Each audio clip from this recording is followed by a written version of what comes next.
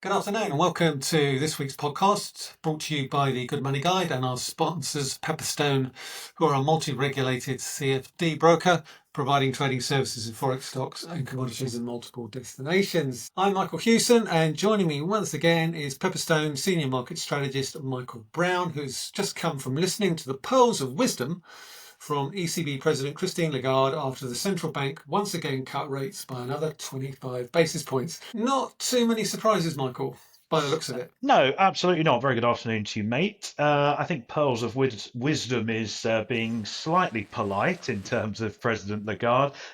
Certainly no surprises really in either the statement or that decision to cut 25 basis points. The market's very much taken it in its stride, and I think the direction of travel is clear. There are more cuts on the way in Europe. Whether or not the economy actually requires them is another matter. But the ECB are probably going to deliver them anyway at this point. Yeah, I think we've had this discussion before, haven't we? When I've said, well, the ECB could probably cut by another, cut rates to zero, and it probably wouldn't make that much difference. Yeah, and I think you're absolutely right. I think as we were just chatting about before we press the record button, it's very much a case of performative action to show that at least someone in Europe is doing something to try and cushion the blow from these tariffs, because it doesn't look like any of the other authorities in the bloc are going to. And yet again, the ECB are the only game in town. Indeed. Well, before we move further into the podcast, let's do a quick risk warning, because we've got quite a bit to get through. So we'll talk about that after I've done the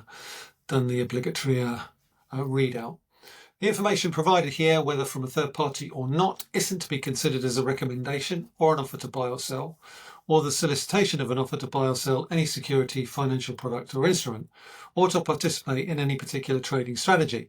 We advise any readers, viewers or listeners of this content to seek their own advice.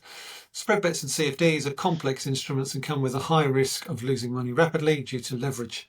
74.8% of retail investor accounts will lose money when trading spread bets and CFDs with this provider. Okay, so going to really be looking at obviously central banks. Not only is the ECB very much in focus, but we've also seen the Fed come into focus after Jay Powell's comments last night. So we'll talk about that a little bit. We'll talk about this week's results. Broad overview, UK economic data, obviously the CPI numbers, which was softer than expected, the wages numbers. Sainsbury's results, B&M Value Retail, Deliveroo. Look back at the banking, US banking, and then look ahead to the week ahead, which is fairly light given the fact that this is a 4-day week and next week will be a 4-day week. So let's start with Jay Powell. He's come under fire today, hasn't he, from the president? Well, he has, yeah, and actually, in many ways, I think markets are almost as unhappy with what Powell had to say as President Trump is. But to be honest, there's not a lot else that Chair Powell can do at this moment in time. Obviously, he spoke on Wednesday evening, London time, at the Economic Club of Chicago, and effectively stuck to the script that he's been using for quite some time now, basically saying that monetary policy is in a good position. The Fed can really just take a sort of wait and see approach in determining future policy changes, and that their obligation is to ensure stable prices and that inflation expectations remain well anchored. Now, clearly markets were hoping that Powell would come out with something a lot more dovish and sort of ride to the rescue with this idea of a Fed put, a notion which he actually laughed off when asked about it, which I thought was quite apt. And President Trump was hoping that I think Powell would deliver some sort of emergency rate cut on stage, which was obviously never going to happen. And we've had this morning another tirade from the Oval Office talking about how Jerome Powell is always too late, he's always wrong, his termination cannot come fast enough, which sounds rather sinister to say the least. But again, it comes back to that whole point of the president does not decide interest rates for a reason, and the president is a real estate developer who loves low rates, and frankly the economy is not going to get him that right now. Yeah, but let's talk about that. Okay, let's say for example that Powell is replaced as Fed chair.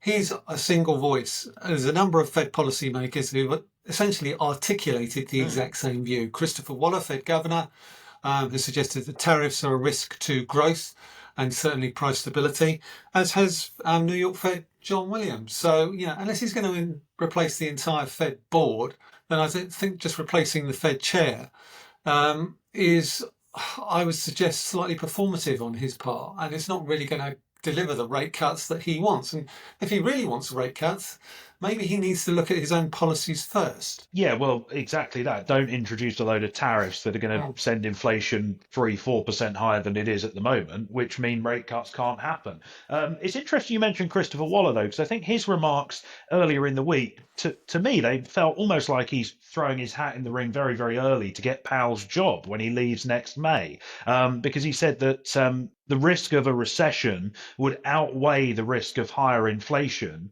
And effectively, the message from his speech in terms of the scenarios that he outlined was the higher the tariffs, the greater the downside growth risks, thus the larger the rate cuts we would have to deliver and the sooner we would have to deliver them. So very much playing to the crowd in terms of what Trump wants to hear. But he is very much a lone voice on that one as well in terms of what all of the other Fed speakers have been saying over the last week or so. Yeah, but his interpretation of that is completely contrary to what Trump is saying. I mean, Trump is basically saying that the US economy is in fairly decent shape. Tariffs are bringing in loads and loads of money, yada, yada, yada.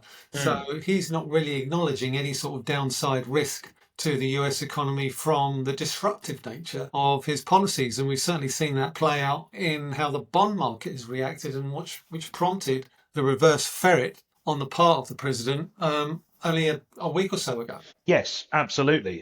As you say, it is quite frankly mind-boggling at this point how the administration just aren't acknowledging the downside risks whatsoever. But I think what's also I think it's going to become more of a concern for market participants as time goes on. We're now just over a week from this pause on the reciprocal tariffs that were imposed, but we haven't actually had any sort of real concrete progress in any negotiations whatsoever over that week. I think there was a tweet yesterday from Trump saying things had gone well with Japan, but that's about all we've heard. And I know we shouldn't expect miracles in the space of a week, but when you're dealing with a 90-day period, stuff needs to happen pretty quickly, and it doesn't seem to be at the moment. And I just wonder whether the closer we get to that 8th of July deadline, which obviously is subject to shift, the closer we get to that with no real progress being made, I think the more that's going to worry investors and market participants. Yeah, and then you've got JD Vance saying that the UK could have a trade deal within the next 3 weeks. Well, it'd be great if we did, but Yeah. I'll believe it when I see it, I think. Well, I suppose it's easier because we've pretty much got we don't really have a trade imbalance with the US. So Yeah. I think that's potentially low hanging fruit as far as the US is concerned, perhaps. Yeah, potentially. I think the sort of broad strokes of what the US administration are trying to do are becoming clearer, which is basically strike trade deals with all of their most important trading partners that aren't China, and then take that group of the US plus X number of allies and all go to China together and say, well, we're in the club now. If you want to get in this club as well, here's what you've got to do, and we're all singing from the same hymn sheet. Now, that sounds like a very good in practice. In theory, in doing that in practice is likely to be much more difficult. And of course, the other thing I would add is we've basically had that situation for the last 25 years since China came into the World Trade Organization, and look how that ended up. So why they think things are going to be different this time around is slightly beyond me, to be honest. Well, you say that, but given the fact that a week ago we were looking at equity markets that were less than buoyant, a week later, FTSE 100's back above 8,000, which is encouraging. Certainly for when it comes to a bullish case for stocks, the DAX is back above 21,000, also back above its 200-day moving average again. Encouraging in the wider scheme of things when you're looking at the resilience of European markets. Yes. And the US dollar continued to come under pressure, and the euro's at a 3-year high against the greenback. So that in itself, I would argue, particularly as far as the ECB is concerned, is good news because it would exert further downward pressure on inflation within the euro area. So despite all the uncertainty, and I know Christine Lagarde talked about this in her press conference when she said, where is neutral? It's hard to determine where neutral is given the amount of uncertainty. And we've talked about this as well. Well, I think she even went, it's pointless or it's meaningless trying to work it out. But which is actually very, very true. It is. Yeah. I mean, essentially, neutral really depends on what's happening at any given time in any given economy. It's a movable target. Yeah, no, it absolutely is. And, it pains me to do this, but I am going to have to You give and me Lagarde a both. little bit of credit here because, saying it's meaningless to worry about how restrictive policy is right now, she's absolutely right. Whether you're at neutral, whether you're 100 bips above, 100 bips below, doesn't really matter when there's a global trade war going on and, tariffs are being thrown around and taken off and thrown on again multiple times a day. To be frank, I think she's absolutely spot on with that one. Whatever you want to criticize, her other decisions for. But I do think that move in the dollar has been interesting because it just again points to this idea that, market participants are continuing to trim and reduce their exposure to US based assets, whether that be equities, whether that be treasuries, whatever it may be.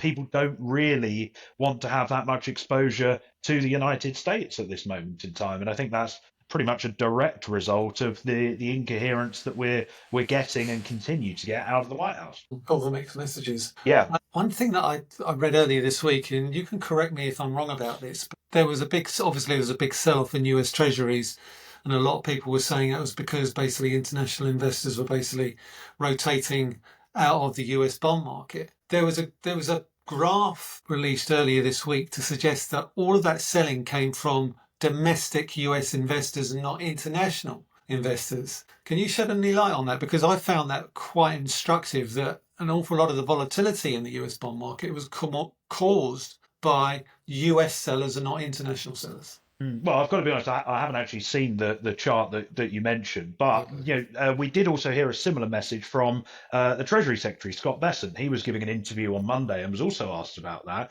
and was saying actually, they've seen no significant evidence of foreign selling. And the other thing he said was that actually foreign demand, and he's correct on this one, at the auctions we had last week, the 10 and the 30-year auction, foreign demand was actually very, very strong. And it was domestic demand that have fallen off at those auctions. So, yeah, I think it's an interesting one. I mean, my gut feeling is still one of when you see the fixed income and foreign exchange markets move in the directions that they did, 2 plus 2 equals 4 ultimately, and that points to people coming out of the United States. Again, I think it's one of those where we will only know in the fullness of time not only what happened last week, but also these sort of changes in institutional and reserve asset allocation.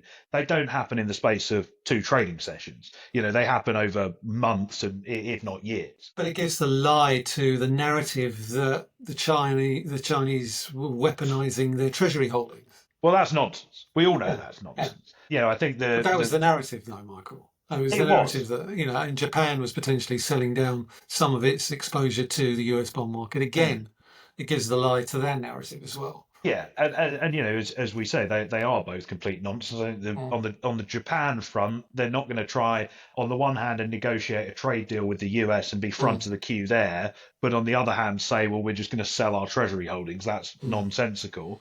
And on the Chinese point of view, well, one of the big things China is trying to do is engineer a weaker currency in order to somewhat cushion the blow from the tariffs that have been imposed. But if you go and sell down your treasury holdings, what happens is you end up with a load of dollars that you then need to repatriate, which means that you have to buy renminbi, which obviously strengthens the value of the currency. So if China were to sell down their treasury holdings, they'd effectively be shooting themselves in the foot, I think. Yeah, I think we've sort of said that before.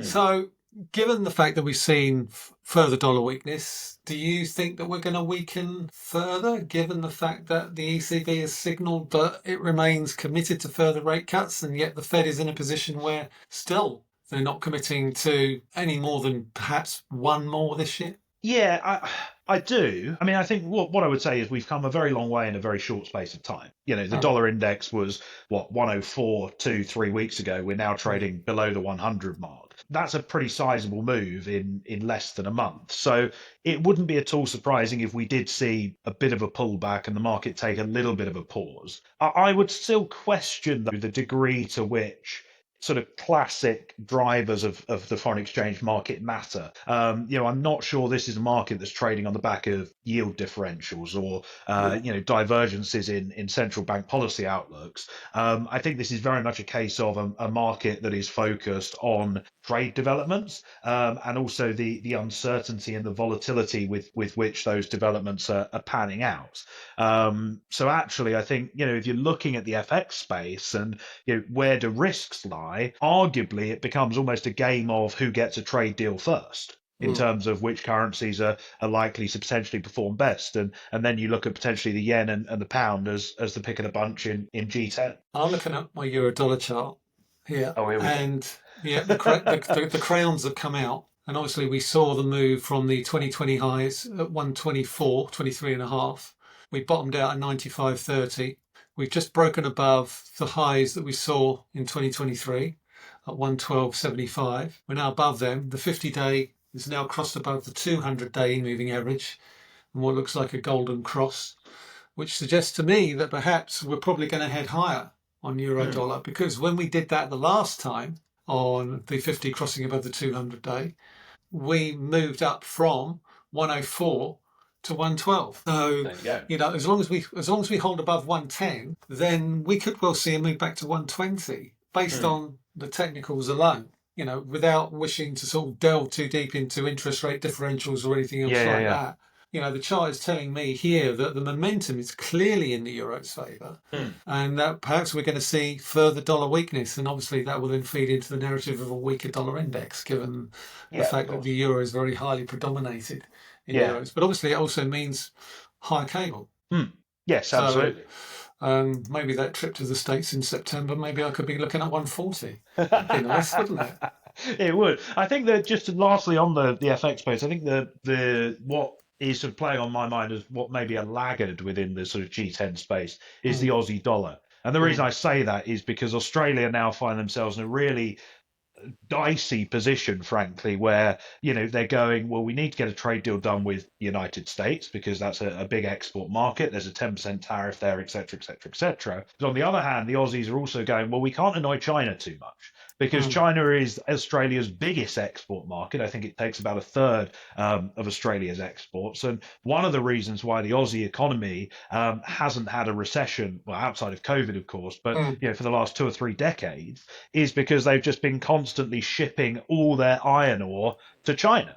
And there's just been this insatiable demand as the Chinese manufacturing sector booms. Now, if China were to turn around and go, we don't want it anymore, we've fallen out with you, you're in bed with the guys in the Oval Office, we're cutting off ties, then that's going to be a real problem for the Aussie economy and by extension for the Aussie dollar. So I think broadly the US dollar, the greenback, should continue to weaken, but there are a few areas where you kind of go, maybe a little bit of caution's needed. Is that likely, though? I mean, where else are the Chinese going to get their iron ore from, if not Australia? I don't know, but I think it's something that the market doesn't seem to be considering at the minute, particularly when you look at the Aussie and the Kiwi have just been trading on the back of where the S&P is. They don't seem to have priced those potential risks in my mind, at least. Well, I'm looking at the Aussie dollar chart as a huge top at 6, or huge resistance, I should say, huge resistance at 64, which is basically where we are now. It's the highs in February, it's the highs in March, and it's the highs this month. So 3 goes of that. Had a brief dip below 60 in the latter part of last month, but the rebound back has been so aggressive, it suggests to me the market is very, very short Aussie dollars. And a breakthrough 64, looking back all the way to 2024, that 64 level has acted as support and resistance in equal measure. And generally, if you get a sustained breakthrough 64.50, then you could very quickly see a move back to 66 and 68. So if I had a stop loss on a short position in Aussie dollar, where I'd put it right now is around about 64.5. If they get triggered, then out we come. Yeah, out we come. So it's at a very, very key level there. So I'd certainly be keeping an eye on that when it comes to further dollar weakness in the Aussie. So anyway, let's move on to this week's data on the UK economy, and there's a lot to get through because obviously when we spoke last week, we didn't know what the monthly GDP numbers were for February, and I've got to Oh, say, I'd forgotten about this. yeah, I was amazed that we saw a 0.5% expansion in February GDP. And scratching my head a little bit about it, and obviously we've had the wages data this week, we've had the CPI numbers for March. And again, weaker than expected, but not surprised by that given the fact that fuel prices have come down in the past few weeks. So that's obviously a bonus. It's prompting an economic uplift. What did you make of those GDP numbers? And essentially, the UK economy looks in much better shape, perhaps, than both you or I thought it would be. Well, I think I was probably as shocked as you were, and basically as anyone else was when that data came out. I mean, consensus was for 0.1, and as you say, we got that 0.5 on the month, 0.6 on a rolling 3-month basis.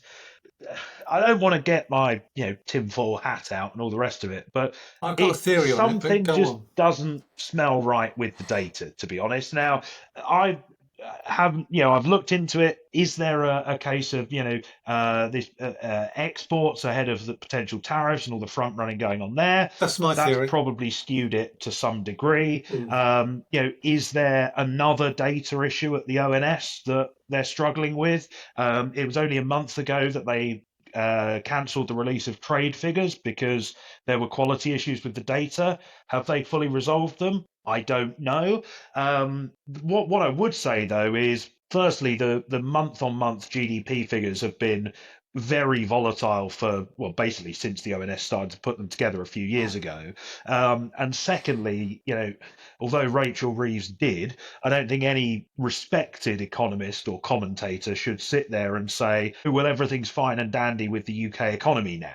If we get another 2 or 3 prints and we get a quarterly number that's really strong and really resilient, then yeah, I'll happily jump on that bandwagon and hold my hands up and say, I was too pessimistic, the economy's actually doing well. But, one swallow doesn't make a summer, and one slightly dodgy GDP number doesn't mean that we're completely out of the woods economically. I mean, that was my theory. I think on the February GDP numbers, we saw decent rebound. We saw decent rebounds in manufacturing, construction output, and as I say, if you're worried about tariffs putting the cost of raw materials and other things that you need over the course of the next 6 months, you're going to get them in early because they're going to cost you 10% less. So for me, that makes perfect sense. We're going to get what I would call people rolling forward or pulling forward purchases that they would have normally made in March or April into February and giving the numbers an artificial boost.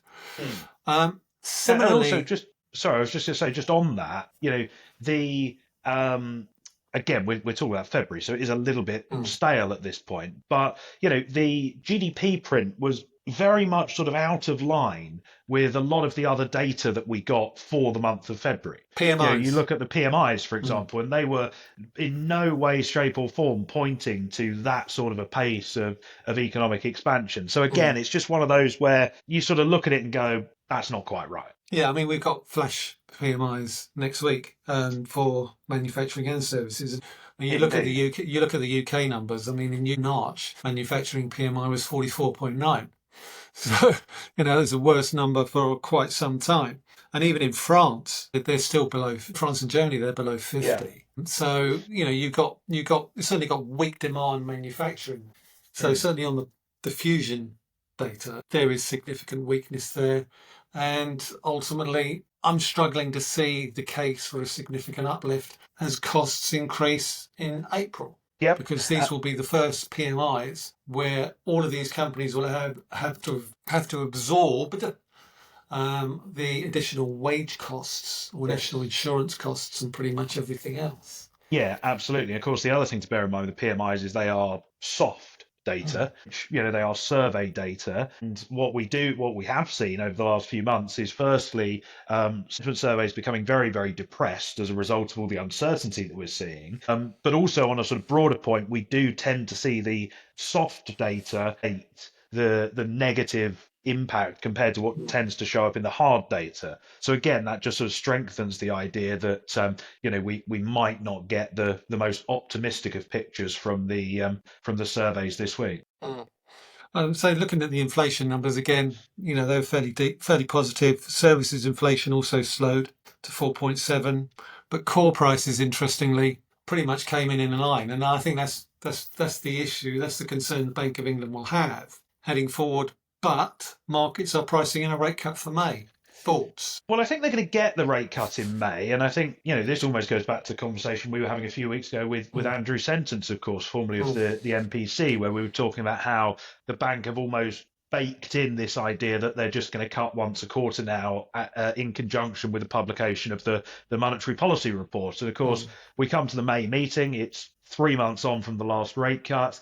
We're getting an MPR, we're getting updated forecasts. I think they are going to deliver a cut. I think there's probably enough in the data to allow them to cut. And the reason I say that is because both the headline and the services metrics were below the profile that they forecast last time out in February. They don't actually provide a forecast for core inflation for whatever reason. What I would say, though, is that clearly inflation within the UK economy, whether it be at a headline level or underlying price metrics, there's nothing in that data right now that is compatible with a sustainable return to the 2% inflation target.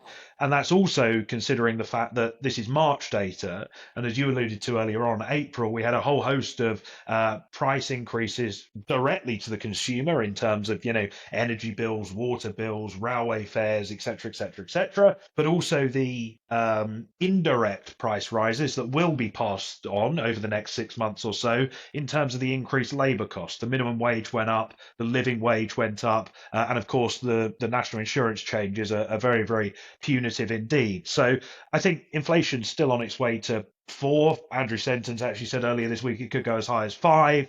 And I think that's going to force the BOE to maintain a marginally more hawkish path than the ECB. I think the BOE want to do what the ECB are doing, where they go, we know there's downside risks to the economy, we're just going to cut and cut and cut and cut and hope for the best. The BOE would probably want to do that, but when you've got inflation on its way to 4 rather than on its way to 1, you can't do that. I think they've got more room to do it now, given the fact the ECB have given them a little bit of cover by cutting by 25 basis points today. If you look at the headline rate on the ECB, it's half the level of the UK base rate.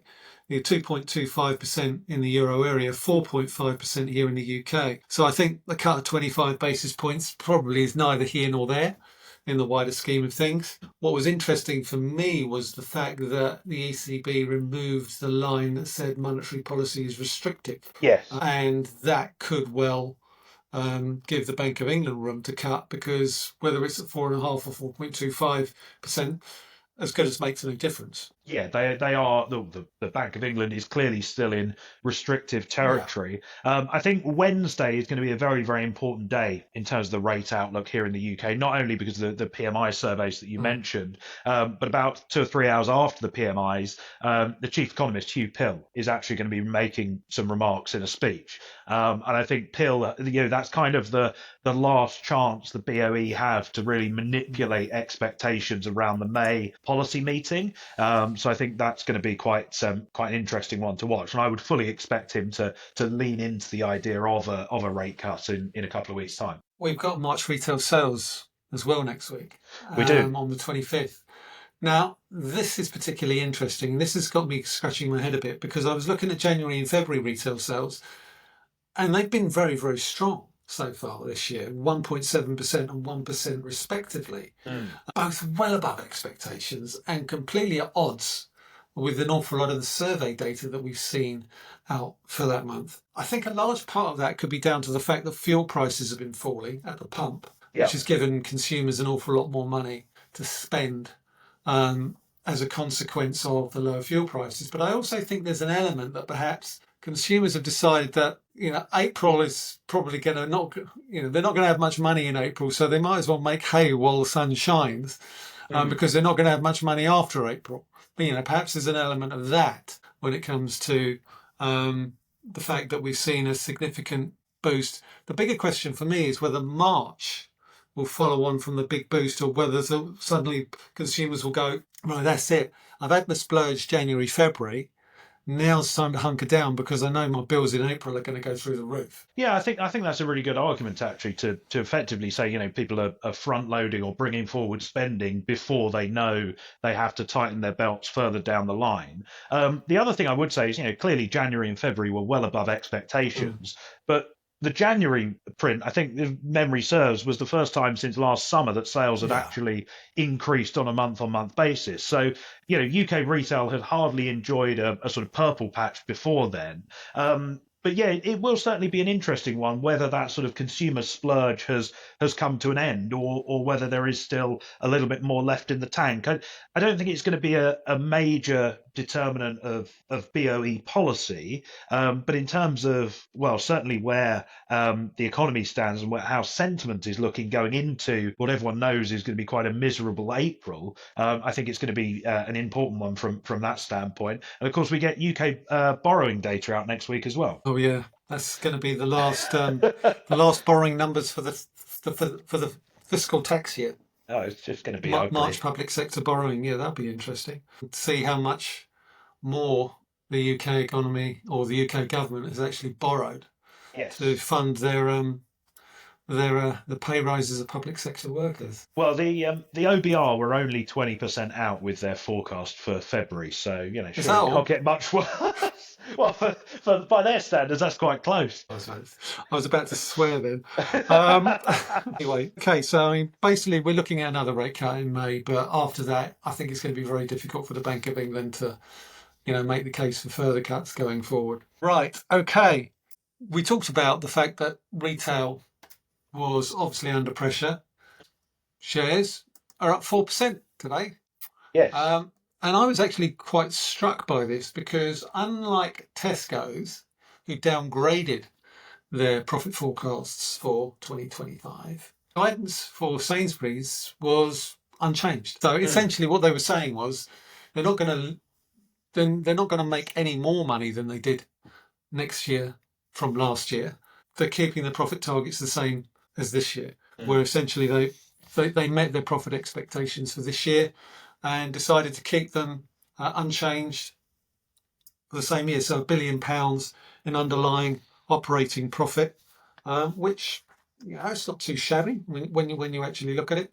4-year dividend of 13.6p, 4% increase. Special dividend as well, coming down the pipe on the back of the fact that they sold off Sainsbury's Bank, and they say it remain on track to deliver £1 billion in cost savings by 2027. So I think you could probably make the argument that Sainsbury's relative to Tesco's is probably undervalued, and that's probably why you've seen the rebound that you've seen. Yes. And I'm slightly annoyed you have made that argument, because that was exactly what I was about to say. Sorry, because if you take the results at face value, you kind of go, well, this is perfectly satisfactory, but they haven't exactly blown the doors off.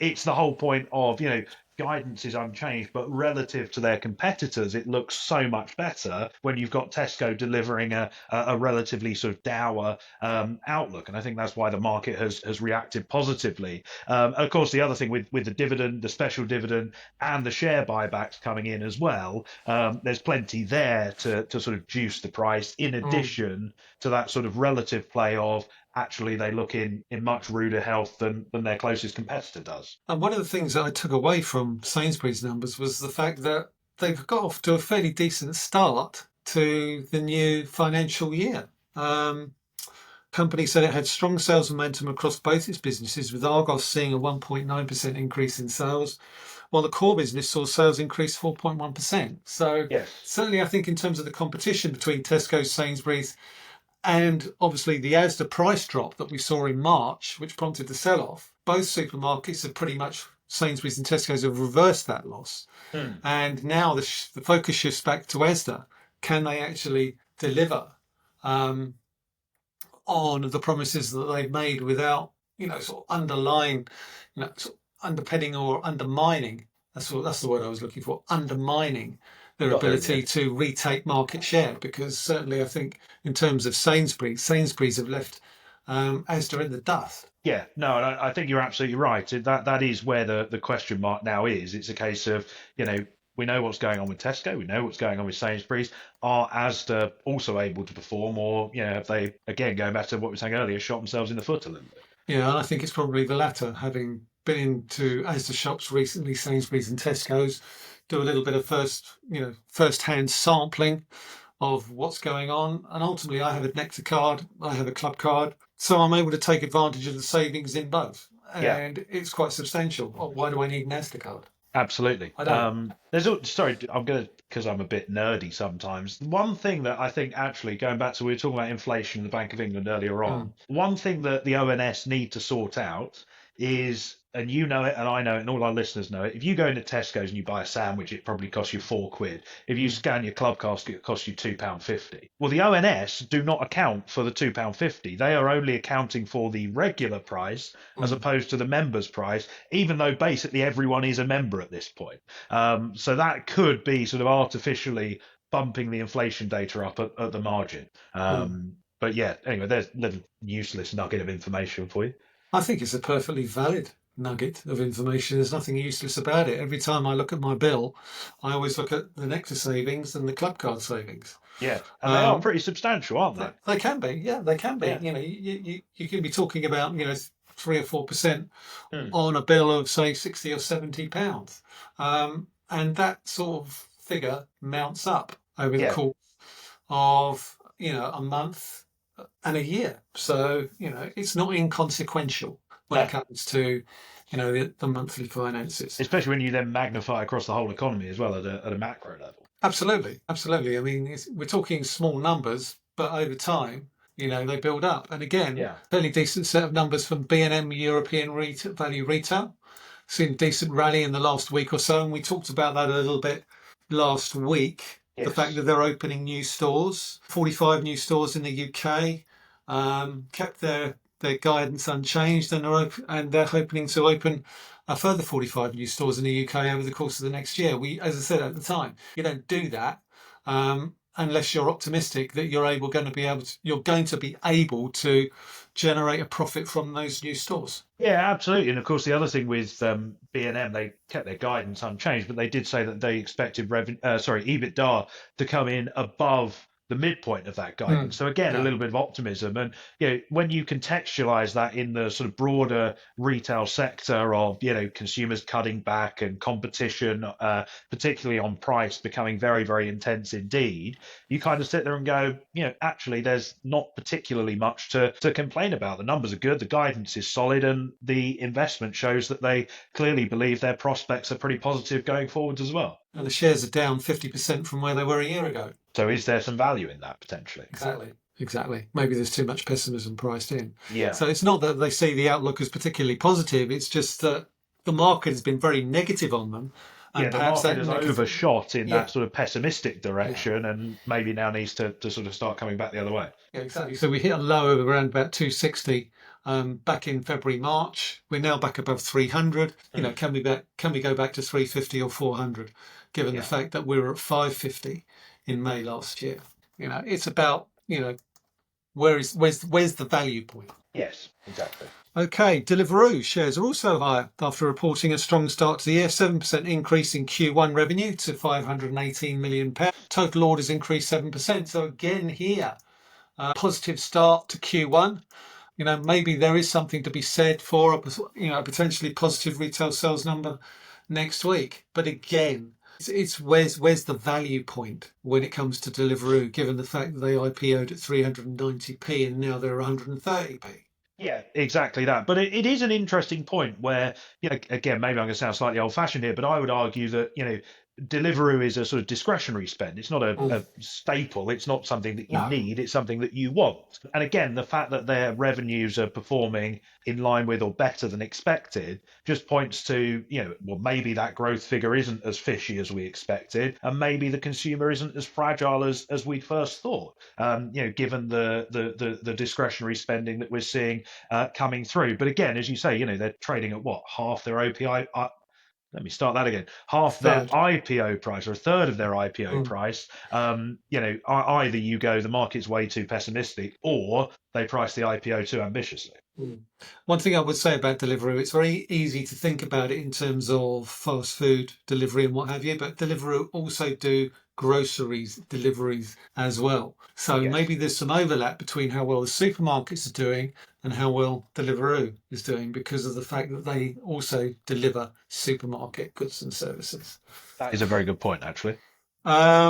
Will Shu, CEO, acknowledged that the economic outlook remained uncertain, but kept their guidance for EBITDA unchanged for the year. So he's acknowledging that they've had a good quarter, but the macroeconomic outlook remains uncertain. So I think we're going to be seeing that a lot. I was going to say, yeah, the number of times I've heard the word uncertain Yeah. is ridiculous. But we are, as you say, it is uncertain. We all know Mm, it's uncertain. But one thing I did think was interesting was either the back end of last week or earlier this week. Everything's kind of blurring into one at this point. mm, United Airlines, they released their earnings, and actually they released two sets of guidance, basically saying if the economy evolves as we expect, then this is our guidance. mm. And if there's a recession, then here's our more pessimistic guidance. And I just wonder whether we see, more companies sort of starting to go down that route a little bit Mm. and acknowledging that, we're talking about uncertainty, but what we really mean is downside risk. One, US banks. Yes. No surprises there. Equities trading revenues did very, very well. Strong performance from Goldman Sachs and JP Morgan. Um, Decent set of Q1 numbers. JP Morgan saw a 48% increase in trading revenues in equities. Hmm. Goldman Sachs saw a strong performance, 27% increase in revenue, but both of them reported weakness in asset and wealth management, low revenue there, and investment banking fee revenue as well as deal making and what have you, Yes. suffered a little bit of a setback. So decent sets of numbers for both when it comes to equities, but the uncertainty principle reigns when it comes to asset management, wealth management, and investment banking. And I think that was pretty much in line with our preview last Yeah, week. You would, it was. given how volatile markets have been, that is a very, very good environment for your sales and trading revenue lines. Yeah. But equally, that volatility is caused by political upheaval and chaos, which is very, very bad for your deal making and your M&A activity and your IPOs. Mm. And it's also not a particularly good sign for your sort of run of the mill commercial and consumer banking operations either. So I think that's the key thing for the second quarter. Do we see those other parts of the banking sector begin to sort of catch up? Or do we see them continue to struggle, and does that then end up sort of bringing and dragging the broader bank down with it? Indeed, and one of the key takeaways I took from the JP Morgan numbers was the fact they actually revised up their full year forecast for net interest income by Yes. $500 million to 94.5 billion. So, for all the cautious pessimism or whatever, Mm. um, they still expect margins to hold up fairly well. But then again, JP Morgan are sort of in a class of its own when Yeah, it I was comes going to to the say US if banking sector. if JP Morgan think their margins are going to fall, then Yeah, everyone's got problems. Let's be honest; they are that much of a sort of behemoth at the moment. But yeah, indeed. it was interesting nonetheless that we saw that. Okay, so we don't have Netflix's numbers yet, so we'll probably cover them next week. But Yes, next week we've got Tesla. That'll be interesting. yes, Given the, they've run out of given. charge a bit recently, haven't they? So. Oh, Come on, it's Maundy Thursday. It's almost a long weekend. I wish I'd seen that one coming. Yeah, I mean, basically, Tesla's numbers, the outlook for Tesla's not great. The share price has halved Yes. pretty much since the peaks in December. We've seen a death cross on the 50, 200-day moving average. It's struggling to move above $280. The deliveries saw a bit of a drop off in Q1, and automotive revenue has been on the decline. But having said that, offsetting that, energy and storage has been going upwards. Nonetheless, given the events of the last few months, is all the bad news priced in, or is there worse to come for Tesla's margins and automotive revenue? Yeah, well, I think that's really the big question that participants are going to be asking themselves. I mean, at sort of face value, you'd go, well, yeah, surely it must be because the stock has been cut in half basically since the turn of the year. Mm. But actually, I'm not sure that is the case. And one thing Tesla do always seem to do is find bad news just when you think that all of it is out in the open. I think fundamentally, what the market really wants to see for a sort of sustained turnaround in the stock is ultimately Elon Musk come back. I think Mm. we spoke when we last spoke about Tesla on the podcast. We were saying how one of the things people have become concerned about and have been concerned about for ages is he's trying to do too many things at the same time. Well, he's now trying to run 7 or 8 businesses and the country at the same time. At some point, some of that has to fall by the wayside. And especially in an environment where their competition is increasing, most notably from China, who are not exactly best of friends with the United States at the moment, as we know. It's sort of a time when you want the CEO to be giving his full and undivided attention to the business, not spreading himself very thinly across a whole range of industries. Yeah, I think even without the backlash that obviously Trump has caused, not Trump, Oh, yeah, I mean, Musk, forget. Musk has caused with certain parts of his, sort of client base. Yes. Tesla was always going to come under pressure from better offerings from legacy automakers like Hmm. Ford, BMW, Volkswagen, and what have you. But BYD as well, particularly in China and its Yeah. Chinese market. So I think, irrespective of your view on the politics here, I think there was always going to be a challenge when it comes to Tesla's margins, irrespective of the blowback that he's getting from, say, his client base in places like California. Yeah, no, I think you're absolutely right. It is a case of almost a when rather than if Mm. those margins do end up tightening, and that's basically what we're seeing now. Well, they've already been tightening. I mean, full year operating margin fell to 7.2% last year. So when you consider that 3 or 4 years ago they were operating in margins of 25%, that tells you how much it's come in. And I don't think that is going to improve. They're going to have to continue Yeah. to cut selling prices. And obviously, while the lower delivery numbers were as a consequence of a retooling of some of their factories to basically cope with the Model Y upgrades, Mm. nonetheless, the economic environment is going to be much more challenging when it comes to automotive revenues. In terms Yes. of energy and storage revenues, they are on an upward lift because people still need to recharge their cars. Yes. Absolutely. Okay, so we've also got, and this is an interesting one, Alphabet, Yes. Q1, 24th of April, that's due out. And I'm struggling with this one, Michael, honestly, because I look at the share price of Alphabet. Their Q4 numbers were pretty decent, pretty decent. But the share price has gone pretty much one way since posting those record highs on the day before they released those numbers. Yeah. Um, and I'm struggling a little bit. Why? Excuse me. Well, that's a very good question. As you say, I think they're down what I've got it here, 20% year to date. Mm, Everything in the tech sector is down 20-ish% year to mm, date. I think there's a few things that are kind of just bubbling away in the background that are sort of bothering investors at the moment. There are a hell of a lot of antitrust and lawsuits floating around Alphabet at the moment. There was one mm, in Japan earlier this week. The EU have been probing them for quite some time. The United States as well. There's a UK lawsuit over search monopoly that's going on. And I think in an environment that is already very, very uncertain, when you add all of these stock specific and idiosyncratic uncertainties on top, and then you consider how much revenue is coming from advertising, and do we see advertising budgets pulled in this more uncertain environment? You sort of sit there and go, it's not all sort of sunshine and roses. There are a few downside risks just mounting in the background, and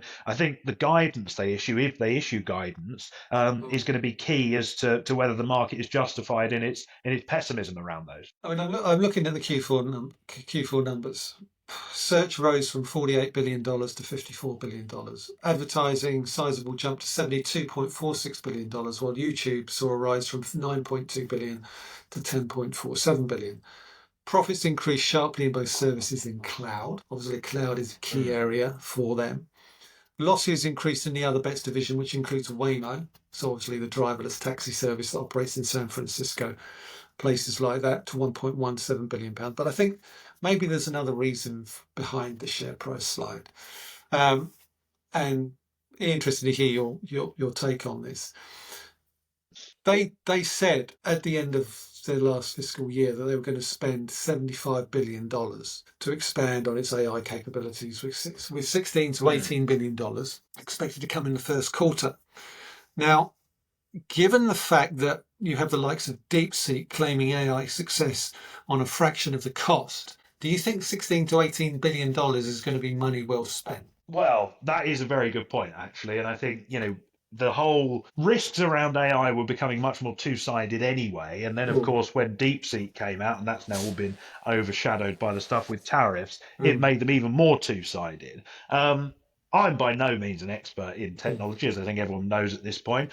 Probably do need to take what DeepSeek say with a little bit of a pinch of salt. But nonetheless, it is a case of, the sort of layman investor will go, well, DeepSeek did this on a tiny percentage of what you want to spend to achieve something that is very, very marginally better, if not exactly the same. And again, I think you're absolutely right, and that's not just the case with Google or Alphabet. All of these companies that are investing in size into AI. You think about Microsoft, you think about Meta. All of those investments are now going to be looked at much, much more critically than they otherwise would have been. I'm going to finish off with something that, it's a stock that we haven't talked about before, but it's a stock that nonetheless I think a hallmark of the US. It's a mark brand. Sorry, I was going to say, I hope you'd written about it. I thought you were going to try and catch me off guard for a second. No, we're talking Boeing. Boeing. Okay, it's seen a massive fall, a significant fall in its share price since November 2023. And as I say, you couldn't ask for more of an American icon brand than Boeing, and yet its troubles are well documented. Going back to obviously those crashes around the 737 MAX 8, obviously the safety issues around the door plug that flew out in Alaskan Airlines. Yes. Back in the 1980s, Boeing was a byword for reliability. There was a saying, passengers and pilots alike, if it's not Boeing, I'm not going. Right? Now, passengers are saying, if it is Boeing, I'm not going.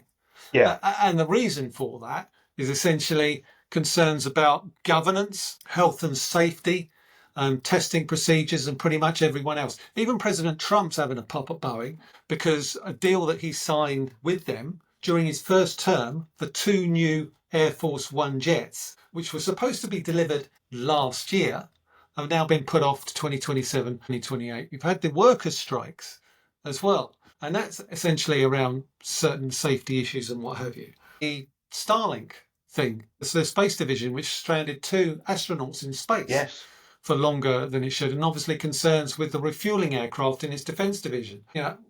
Is there a way back for Boeing when you actually look at some of the problems that it's been facing? It hasn't made a profit since 2018. Yeah, well, I mean, their reputation has been absolutely trashed. And as you say, they are probably one of the most American companies that you can think of. The Air Force One deal was probably one of the shrewdest Trump has ever done, but from Boeing's point of view, is utterly mental because you agreed to do it at a fixed price. Which means that almost every year or every quarter, they're adding charges and losses because the program is just overrunning massively in terms of cost and in terms of time.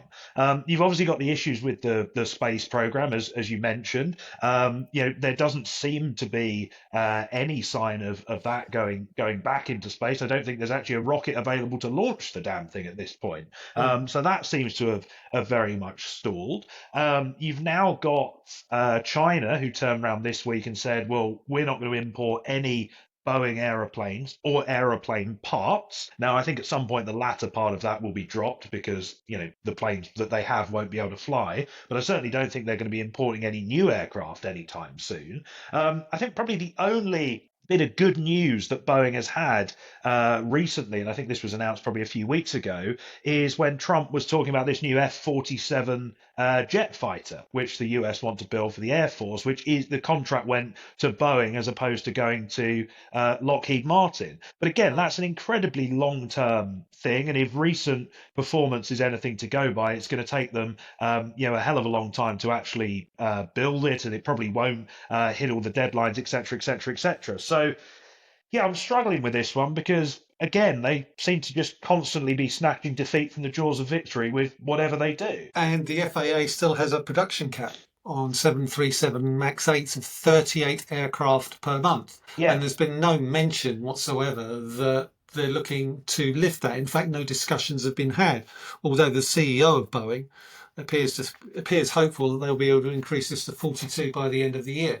But again, and this speaks to a concern about quality control issues that Boeing has. yeah, and just for a bit of context on that, so the Boeing 737, they're currently at, what did you say it was? I've got it here, 38, and they want to get to 38. 42. Yeah. Airbus, by the end of next year, for when they've given guidance for, with their A320, which is, the closest competitor, they want to be at 75 per month. There is such a gulf between the two of them. And again, it's another factor where you just go, there is no confidence in this company, whether it be from an investor point of view, whether it be from a regulatory point of view, a political point of view, even a sort of consumer point of view. As you said, people don't want to fly in their aeroplanes.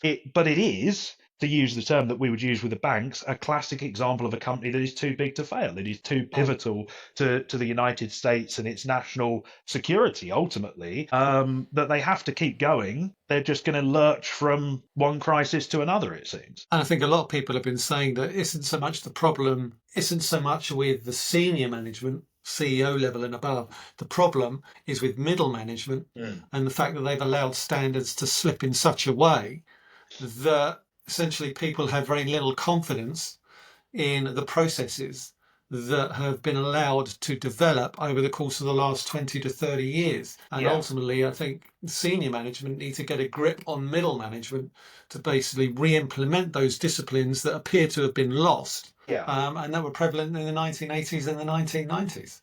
And of course, once standards have slipped and those lower standards have sort of become seemingly embedded throughout the firm, it's very, very hard to then change the culture completely back in the other direction, as we're now seeing. So essentially, it's going to be watch this space. Where do we see? We're going to see another loss this quarter. The big question is how big will it be, and how optimistic are senior management that they are getting on top of the problems that have been pretty much manifested over the course of the past 4 or 5 years. Yeah, fully agree. Okay, so that's pretty much it for this week. Let's wrap this up and try and keep it under an hour. Indeed. So that's it for this week. Join us again, same time, same place, next week, where we'll probably be discussing central banks, I would imagine, just like we were at the beginning of this particular podcast. Almost certainly. All right, mate. Well, have a great weekend. Have a great Easter, and I'll speak to you next week. You too. Bye for now. Cheers, mate.